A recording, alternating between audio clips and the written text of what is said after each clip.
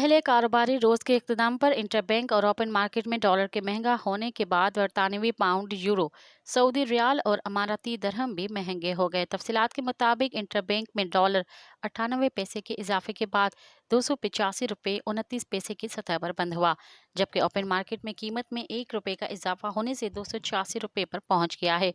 Open market में बरतानवी pound की कीमत में 8 रुपये 50 पैसे का बड़ा इजाफा होने से नई कीमत 355 रुपये ऊपर पहुंच गई है, जबकि यूरो 4 रुपये महंगा होने के बाद 306 रुपये का हो गया है। इसके अलावा सऊदी रियाल 40 पैसे महंगा होने के बाद 76 रुपये 90 पैसे की सतह पर पहुंच गया, जबकि अमाराती दरहम की कीमत में 1 रुपये का इजाफा हुआ है, जिसके बाद नई कीमत 80 रुपये 20 पैसे हो गई है। मज़ीद ख़बरन ऐं तफ़सीलात लाइ विज़िट कयो असांजी वेबसाइट www.awamiNewsHD.com ऐं ॾिसंदा रहो अवामी न्यूज़ HD।